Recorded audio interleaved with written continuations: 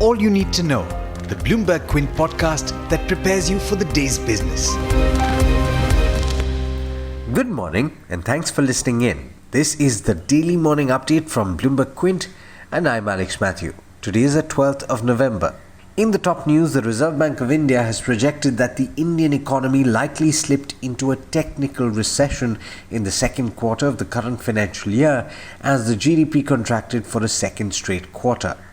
The good news is that the extent of contraction in the July to September period was much lower than that in April to June, according to the data. The GDP is estimated to have contracted by 8.6% during the quarter ended September after a contraction of 23.9% in the April to June quarter, according to an economic activity index constructed by the Reserve Bank of India using 27 high-frequency indicators. These indicators ranged from the IIP and auto sales to the JobsPeak index, US industrial production and US payrolls. In other updates from the central bank, we now know that household savings went up by quite a bit in the April to June quarter as the virus hit and fears of a prolonged decline in economic activity and economic growth sank in. While indications of those higher savings were visible in the increased demand for currency, high deposit growth and inflows into insurance products, the extent of the jump in household savings is larger than most would have expected. Initial estimates published by the Reserve Bank of India's monthly bulletin suggest that household financial savings rose to 21.4% of GDP in the first quarter of the financial year. That compares with 10% in the fourth quarter of FY20. The RBI has also revised its estimate of household financial savings for the last financial year to 8.3% of GDP from the earlier estimated 7.7%. The central bank has cautioned, though, that the estimates are preliminary and may be revised down the line. Now, this happened as markets were closing, so you may not have had a chance to go through it entirely. The Indian government has approved an incentive program worth 1.46 lakh crore rupees to attract companies to set up manufacturing units here, according to Finance Minister Nirmala Sitharaman. The government will offer production-linked incentives to 10 sectors including automobiles, solar panels and specialty steel makers for a period of 5 years. Textile units, food processing plants and specialized pharmaceutical product makers are also eligible for the incentives. In the major developing story that we've been tracking for you, senior advocate Gopal Subramaniam, arguing on behalf of Amazon.com in the Delhi High Court, said that the company cannot be restrained from approaching statutory authorities against the deal between Kishore Biyani's Future Group and Mukesh Ambani's Reliance Industries. During the hearing, Subramaniam said that as per the 2019 agreements between Future Retail and Amazon, the sale of retail assets, particularly to a restricted person, required prior written consent of both Future Coupons and Amazon. Future Retail, the lawyer said, couldn't produce such consent from either during the emergency arbitration proceedings.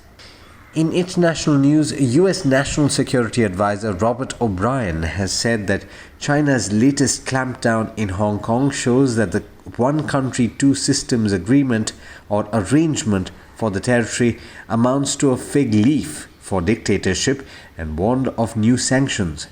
The warning came after China's top legislative body yesterday passed a resolution allowing for the disqualification of any Hong Kong lawmakers who were not deemed sufficiently loyal. Chief Executive Carrie Lam's government immediately banished 4 legislators, prompting the remaining 15 in the 70-seat Legislative Council to resign together just hours later at a joint press briefing.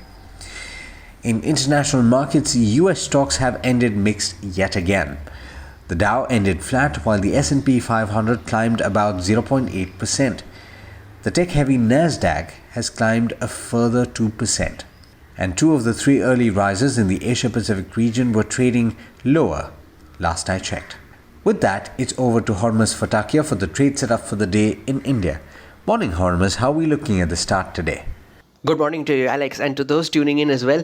While the Sensex and the Nifty continue to make new records, it is the Nifty Bank that continues to grab eyeballs. The index is up 5,000 points in the last 8 sessions. It has gained 20% for this month, and the last time the index had such returns over such a short period of time was back in May 2009, when it gained 32% between the 15th to the 19th of May. However, despite this breathtaking rally, the index is still 3,500 points away from its record high. So let's get to specific stocks for the weekly options expiry session. I'll first take you through the Nifty earnings reported after market hours on Wednesday. Coal India's revenue rose 4% compared to last year owing to higher offtake during the quarter. The operational performance was ahead of analyst expectations. However, unlike its other PSU peers, it has not announced a share buyback but declared an interim dividend of 7.5 rupees a share. Shree Cement's results surpassed analyst estimates for the September quarter. Volume growth stood at 16% from last year, while power and fuel costs as a percentage of sales fell to 15.7% from 21.5% last year. The company reported an EBITDA per ton of 1,513 rupees. Power Grid's net profit was boosted by a 67% jump in its other income. Other parameters like revenue and EBITDA were below consensus estimates. Some broader market earnings now. Aurobindo Pharma reported its highest revenue and EBITDA performance in at least 2 years. The company's US business grew 12% from last year and now contributes to 49% of the overall revenue. Other businesses like growth markets, Europe and API too saw growth as compared to last year. National Aluminium Company or NALCO returned to profitability in the September quarter, led by a near threefold jump in aluminium exports. The company exported over 58,000 metric tons of aluminium as compared to just over 16,000 metric tons last year. The company's revenue, though flat year on year, saw a growth of 72% from the first quarter of FY21. Some other earnings reactions that you should watch out for include SpiceJet, where the net loss narrowed as compared to last year, while margins saw an expansion. Indraprastha Gas, where revenue and profit declined year on year, volumes were down 16% to 5.5 MMS CMD, and realizations falling 8% from last year to 25 rupees per standard cubic meter. Metropolis Healthcare, where the numbers surpassed estimates by a distance, with a 40% growth in profit and 29% growth in top line as compared to last year. The company said that it will continue to look out for potential mergers and acquisitions in the second half of FY21. Eicher Motors and Grasim will be the two Nifty names reporting results today. Non-index names coming out with numbers include Power Finance Corporation, Avanti Feeds, Cochin Shipyard, HEG, IRCTC, Mahanagar Gas, Mazgaon Dock Shipbuilders, Sun TV, Phoenix Mills, Engineers India and Page Industries. Remember, Engineers India will be considering a share buyback today, while Page Industries will consider an interim dividend at their respective board meetings. Aside of earnings, Apollo Hospitals has approved raising 1,500 crore rupees through a preferential issue or a QIP or any other capital raising method. Watch out for GOCL Corporation, as its UK arm HGHL Holdings has declared a dividend of $4 million to the company. And NBCC's board has approved the closure of its Gulf arm and also approved the liquidation of its wholly owned arm NBCC Engineering and Consultancy. Early ticks on the SGX Nifty showed that the index traded 50 points lower, around the mark of 12,750.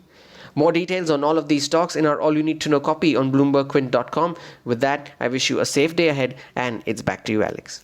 Thanks, Hormuz, and as always, thank you all for listening in.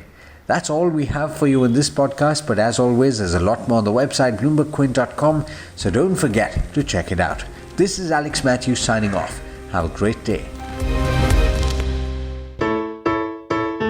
I hope you enjoyed listening to All You Need to Know. Did you know that you can listen to the show on the IVM Podcast app? On the IVM Podcast app, along with this, we have a number of other shows which you think you'll enjoy. Listen to Cyrus Says with Cyrus Brocha as the host. Listen to Paisa Vaisa with Anupam Gupta.